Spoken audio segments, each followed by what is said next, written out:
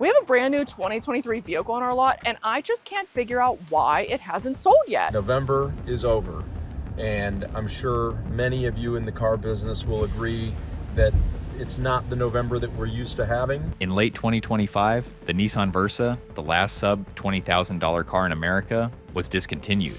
That might sound like a small product update, but it was actually a warning sign, because while automakers were quietly killing the cheapest cars, something strange started happening across the industry. Kirk Kreifels was walking through dealer lots overflowing with unsold cars. CarEdge's Ray and Zach Shefska were breaking down nearly 100 days of inventory piling up nationwide. Lucky Lopez was documenting the surge of repo auctions. Hoovie's Garage was warning this might be the dumbest time in years to buy a car. And even the Stradman sold his Koenigsegg Agera HH, admitting that holding multi-million-dollar cars in a high-interest world suddenly feels like a liability. These stories might look unrelated, but they're all pointing to the same shift. The dealership model that dominated car sales for a century is starting to crack, and manufacturers are quietly building a future where the middleman disappears. What we're watching right now might be the early stages of the 2026 dealership collapse. Let's start with something most dealerships won't advertise. The cars sitting on that lot don't actually belong to the dealer. They belong to a lender, usually a bank or the manufacturer's own finance arm. And the dealer is paying interest on every single one of them, every single day, until the car sells. This is called floor plan financing, and it's how virtually every franchise dealership in America operates. Think of it like a revolving line of credit, except instead of everyday purchases, you're borrowing against a $55,000 truck that needs to move off the lot within 90 days before the interest starts eating into your profit. When rates were near zero, this was manageable. Inventory was flying off lots, carrying costs were low, and dealers were doing well. Then came 2022. The rate hikes and a hangover the industry was slow to admit wasn't going away. By November 2025, there were nearly 3 million unsold vehicles sitting on dealer lots across the US, about 88 days of supply, up from 71 days just a year earlier. In 2022, dealers were practically begging manufacturers for more cars. By late 2025, those same lots were overflowing, and the interest clock was running louder than ever. Floor plan cost per vehicle jumped roughly 39% in a single quarter in 2025, adding about $139 per unit in expense before a single customer walked through the door. Kirk Kreifels has been tracking this in real time, walking actual lots and documenting what he calls the dusty reality of the modern dealership. What he found wasn't a temporary inventory hiccup. It was a structural mismatch between what manufacturers are still producing and what buyers at today's interest rates can realistically afford. The average new car was selling for around $50,000 in 2025. Average loan rates were sitting at about 6.6%. Monthly payments were pushing $770.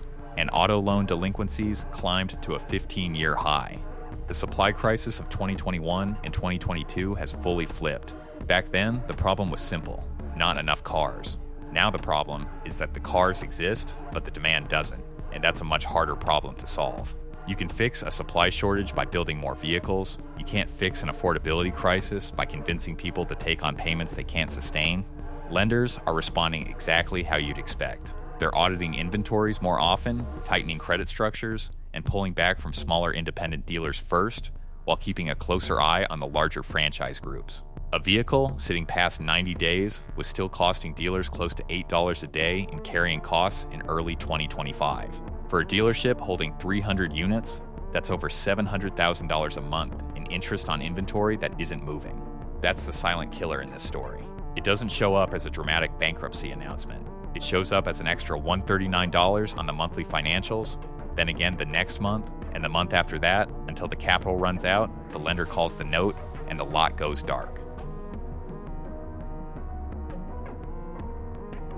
And to understand why that hurts as much as it does, you have to understand what dealers thought they had built. For over a century, the franchise model ran on a straightforward arrangement. The manufacturer builds the car, the dealer sells it, and both sides benefit.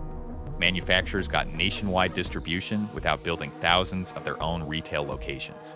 Dealers got an exclusive product, a protected territory, and the freedom to set their own prices. It worked, and it worked for a long time. That arrangement is now coming apart, and the manufacturers didn't exactly send a farewell note. What's replacing it is called the agency model, and the name makes it sound a lot more neutral than it actually is. Under this setup, the manufacturer sets the price, owns the customer relationship, and controls the transaction. The dealer's job becomes handling the physical handover, essentially a delivery service with a showroom attached, and in return, they receive a fixed commission that's typically around a third of what they used to make on a deal. This isn't a pilot program anymore. BMW was already running the agency model for Mini in Europe and was on track to extend it across the full BMW brand by 2026. Mercedes-Benz moved toward the same structure across major European markets. Stellantis committed to converting dealerships in 10 European markets to the agency model by 2026. The logic from the manufacturer side is straightforward. Direct sales mean higher margins, cleaner customer data, and a billing relationship that the dealer currently sits in the middle of. Matt Watson from CarWow has covered what this actually looks like for consumers, and it's more complicated than manufacturers let on. The no haggle pitch sounds like a win. No more back and forth, no disappearing managers, no 3-hour ordeals ending in a payment you didn't agree to. But when prices are fixed and commissions are capped, the dealer has no real incentive to fight for you either. The aggressive markups go away, but so does the salesperson, who would knock $3,000 off to close a deal before the end of the month. What Europe has already shown is that the no haggle model is really just a way for manufacturers to capture the margin that dealers used to earn. Dealers who see this clearly are not happy about it. Industry veteran Mike Maroon has been vocal that cutting dealers out of the process doesn't actually help consumers, and that the industry needs to fight back through litigation and political pressure. He's right that the legal tools exist, since franchise laws in most US states make it very hard for a manufacturer to simply push dealers out.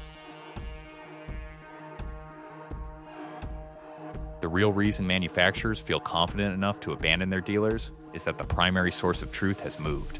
In the old world, the dealer was the gatekeeper of information. In 2026, that gate has been torn down by the very people you watch on this platform. When Samcrack shows his millions of viewers how a mechanically totaled BMW can be fixed with a $20 bottle of stop leak, bypassing a $5,500 dealer quote, he isn't just making a video, he's proving the dealership's expertise is often just a high-margin script. When Rich Rebuilds and Tavares resurrect EVs that manufacturers wanted to send to the crusher, they expose the authorized service model as a software-locked extortion racket. This war for control has moved from the engine bay to the motherboard, and Matt Armstrong is currently on the front lines. When Matt took on the impossible rebuild of a $6 million Bugatti Chiron Per Sport, he didn't just fight physics, he fought a corporate blockade.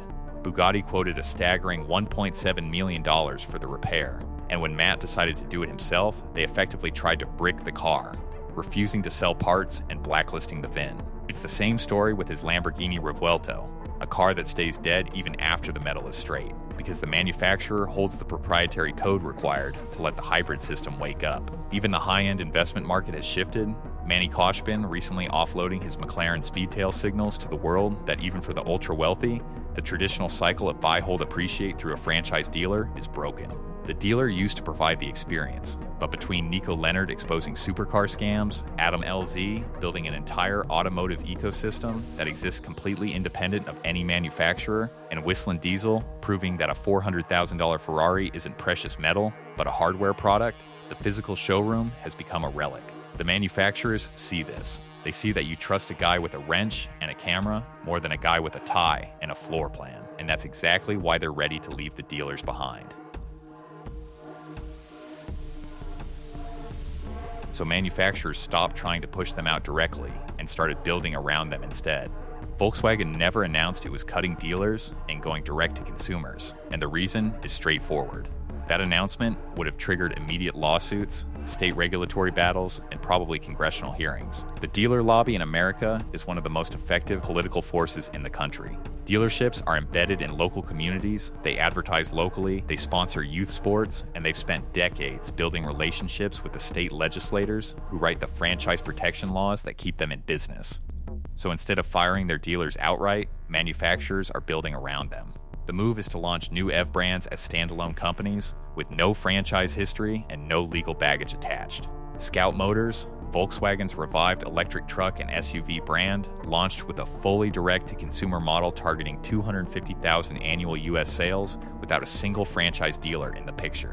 Sony Honda's Afeela brand is doing the same.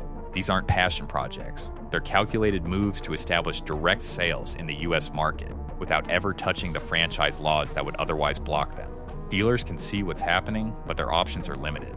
Some are suing Scout, some states are moving to close the F-Startup loophole, but the direction is hard to reverse at this point. Manufacturers are building a new system that doesn't include the old franchise model, quietly enough that many dealers won't fully realize they've been left behind until it's already running. That's what a structural shift looks like at institutional speed. Not a sudden collapse, just a slow rerouting of money, customers, and profit that leaves the old system standing, but gradually hollowed out. The most underreported story in the car industry right now isn't about who sells you a car. It's about what happens after you drive it home. The $52,000 car you just bought isn't really finished. It's a hardware platform running software that the manufacturer controls, updates, and charges for separately. Every dollar they make from that ongoing relationship is money the dealer never sees. BMW made headlines when it announced that heated seats, already physically built into the car, would need a monthly subscription to actually work. The backlash was swift, and BMW eventually pulled back on that specific feature. But they were clear that the broader subscription model was staying. They just moved the paywall from hardware to software. Mercedes introduced a $1,200 annual subscription to unlock faster acceleration in its EVs. Tesla converted full self-driving from a one-time purchase into a $99 monthly fee. General Motors has been charging for OnStar for decades, and simply understood earlier than most that the real money was never in the metal. This is fundamentally a fintech play. The profit in 2026 is in the recurring billing, the data, the insurance products, and the software features that even a used car buyer has to resubscribe to. Cutting the dealer out means owning that entire customer relationship, from the factory floor to the monthly invoice. The service department is facing a similar squeeze. EVs require far less routine maintenance than gas cars, and that steady stream of service visits dealers counted on for years is shrinking as a result. Even the complex repairs EVs do require are slipping out of dealers' hands, with manufacturers locking down remote diagnostics and restricting what can be serviced outside their own authorized channels. There's one more force hitting dealers in 2026, and it might be the most damaging one for everyday buyers. The used car market, the trade-in market, and the whole secondary ecosystem is caught in a negative equity spiral with no clean way out. During the pandemic buying frenzy of 2021 and 2022, people were paying historic premiums for vehicles. Market adjustments of $5,000, $10,000, or even $20,000 above sticker were common. Cars that should have cost $35,000 were selling for $50,000 because supply was tight and stimulus money was flowing. Buyers signed those loans and drove home. Now, a few years later, millions of those same people owe significantly more than their car is actually worth. The math is rough. Someone who paid $60,000 for a vehicle in 2022 might be looking at a trade in value of $35,000 to $40,000 today. That gap of $20,000 or more has to go somewhere. It either gets rolled into the next loan, making an already stretched payment even harder to manage, or the buyer stays stuck in a car they've outgrown. Neither option is good, and both create problems for dealers trying to move inventory. Doug DeMuro has been covering what this looks like in the market, and what he's describing is the effective collapse of the pandemic-era buy and flip culture. Investors and enthusiasts who bought limited edition vehicles expecting quick appreciation are now sitting in a market where values have normalized faster than expected, credit has tightened, and the pool of buyers who can absorb a $100,000 exotic or a loaded $75,000 truck has gotten much smaller. Auto loan delinquencies hit a 15-year high in 2025, with around 5% of borrowers more than 90 days past due. Lenders who had been patient through the pandemic disruptions are now quietly seizing vehicles at record rates. Those repossessed cars flow straight into auctions, adding more supply to a market that's already soft and pushing values down further for everyone still underwater on their loans. Dealers are stuck in the middle of all this in a particularly difficult way. They can't absorb trade-ins easily because their cash reserves have been eaten up by floor plan interest. They can't price used inventory aggressively because values keep moving against them, and the lenders funding their operations are watching the delinquency numbers and tightening credit access at exactly the moment dealers need liquidity most. Values fall, lenders pull back, dealers can't trade, buyers can't move, and the whole secondary market starts seizing up. That's the spiral, and right now there's no obvious off-ramp. When you step back from all of it, the floor plan costs, the agency model, the subscriptions, the negative equity, a clear picture starts to form. Manufacturers aren't pushing dealers out because they dislike them. They're doing it because the dealer sits between them and the most valuable thing in modern business, which is a direct, ongoing relationship with the customer.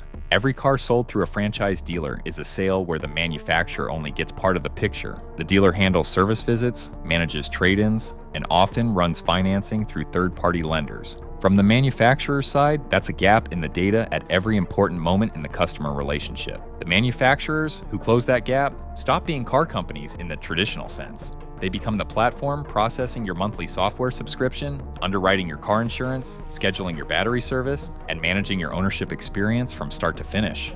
That's a fintech and data business with a car attached, and that's where the money is going. Edmunds has tracked the direct-to-consumer shift, and it confirms what every major manufacturer's strategy already reflects. The question was never if this transition would happen. It's just a matter of how quickly the franchise legal structure can be navigated or outlasted. What's at stake here goes beyond a business story. It's about who controls your access to transportation and what happens when the biggest purchase most families ever make gets restructured around keeping you on a billing cycle rather than just selling you a car. When the dealer disappears, so does the negotiation, the local competition, and the independent service option outside the manufacturer's ecosystem. What replaces it is a direct relationship with a corporation that knows how many miles you drove today, where you went, and exactly how much you'll pay to keep your seat warm on a Tuesday morning in February. That might even be convenient, but it's a fundamentally different kind of ownership. The traditional dealership was never a consumer-friendly institution. At its best, it was a necessary friction in a complex transaction. At its worst, it was a middleman kept alive by lobbying, but what's replacing it has made its intentions pretty clear. The real question isn't whether we'll miss the dealership. It's whether what comes next is actually better for us or just more profitable for them. Tuna No Crust, signing off.